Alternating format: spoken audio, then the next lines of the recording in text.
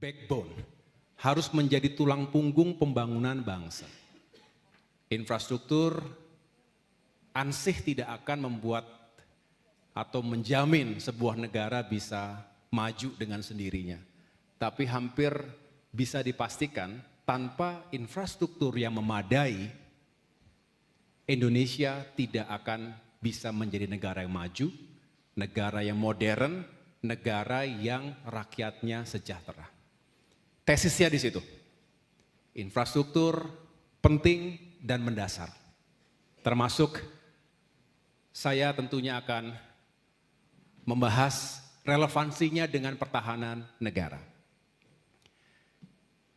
Ini foto tahun lalu, September tahun lalu, dan sekali lagi Sesko TNI dengan segala dinamika, saya tahu hari ini ada perubahan kurikulum termasuk durasi pendidikan, tapi teruslah menjadi center of excellence.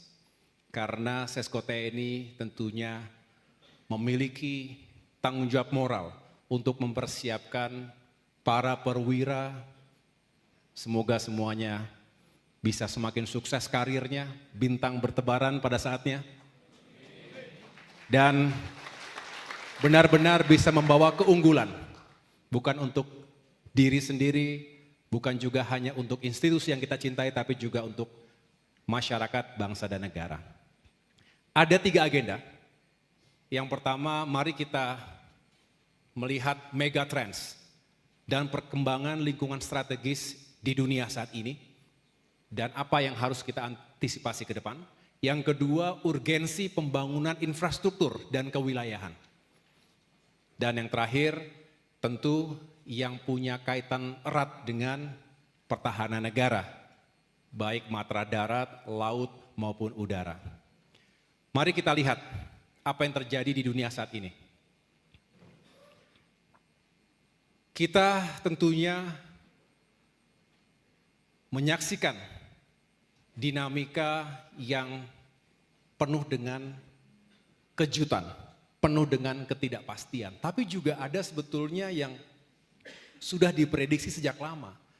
Tapi unfortunately, sayangnya, bangsa-bangsa sedunia juga belum bisa secara konklusif dan decisive mengambil posisi yang sama dalam menghadapi isu-isu tersebut.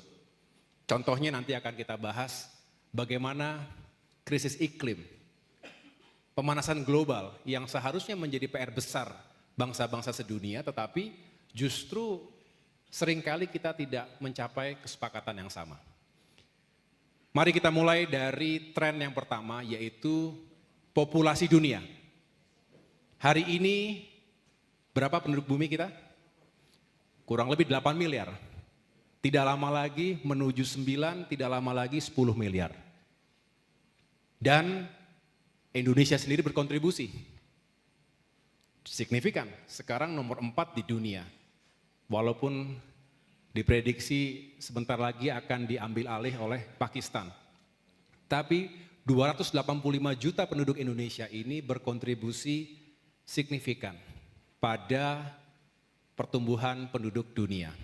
Permasalahannya adalah setiap terjadi pertambahan penduduk dihadapkan pada semakin berkurangnya sumber daya bumi, daya dukung bumi, maka selalu akan menciptakan kelangkaan, scarcity. Ada 3 elemen utama yang perlu kita perhatikan. Pangan, energi, dan air bersih. Food, energy, and water. Masalahnya adalah ketika kita tidak memiliki sumber pangan yang mencukupi, termasuk air bersih, padahal itu sangat mendasar untuk keberlangsungan hidup manusia, maka ini akan menjadi sumber konflik di masa depan. Bahkan sekarang sudah menjadi sumber-sumber konflik. Termasuk juga perebutan terhadap sumber daya energi. Nah, ini yang menjadi tugas militer. Salah satu tugas militer adalah mempersiapkan diri jangan sampai jika kelangkaan, kompetisi yang makin sengit, konflik antar negara ini tidak bisa dikelola dengan baik, maka bisa memicu terjadinya perpecahan perang. Dan sekarang sudah terjadi sebetulnya perang di berbagai kawasan. Negara, suka tidak suka, harus mempersiapkan diri. TNI juga begitu. Dengan demikian, apapun yang terjadi hari ini dan ke depan, tidak ada kata Indonesia menjadi penonton, apalagi menjadi pecundang di negerinya sendiri. Kita harus bisa dan mampu mempertahankan teritori kita, mempertahankan sumber daya alam yang kita miliki demi kemakmuran rakyat dan demi keberlanjutan kita selamanya. Jadi inilah yang harus menjadi perhatian utama dari semua sektor pemerintahan, termasuk tentunya TNI harus memiliki kesiapan. Saya lanjutkan. Tren yang kedua. Ini hoax atau bukan ini, climate crisis ini? Ini sesungguhnya terjadi atau hanya narasi saja? Fakta. Benar ya? Krisis iklim terjadi dan sebetulnya kita sudah punya kesepakatan global, walaupun implementasinya sulit untuk bisa kita pertanggungjawabkan bersama. Ada deklarasi net zero emission tahun 2060. Apa itu? Net zero emission 2060.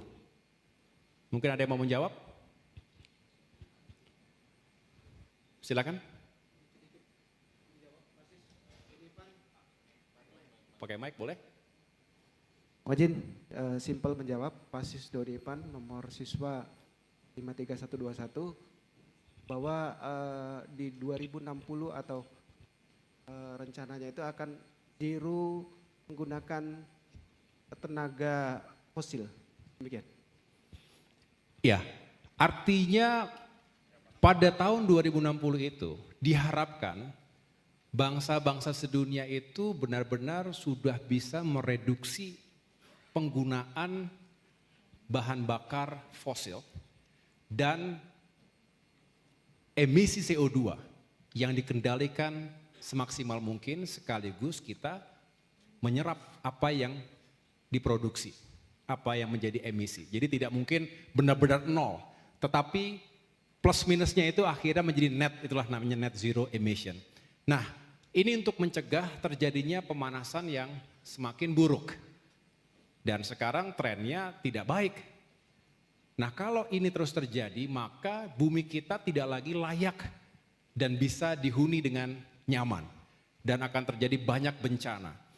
Hari ini saja kita sudah menyaksikan banyak sekali perubahan iklim, termasuk juga cuaca ekstrim, termasuk dampak-dampak lain yang ditimbulkan bukan hanya Indonesia tapi juga negara-negara lainnya. Kekeringan terjadi. Kalau kering sulit kita untuk punya produksi pangan. Betul? Hujan lebat tidak terkendali, banjir. Jadi air itu kekurangan nggak boleh, kelebihan juga merusak. Jadi harus pas dan kita sekali lagi punya tanggung jawab untuk menjaga bumi kita. Ini bukan hanya masalah hari ini tapi juga pertanggungjawaban kita untuk anak cucu dan generasi penerus kita. Nah, yang berikutnya, bicara geopolitics dan global security. Apa yang terjadi di dunia saat ini? Ada yang mau menjawab? Apakah dunia kita stabil hari ini?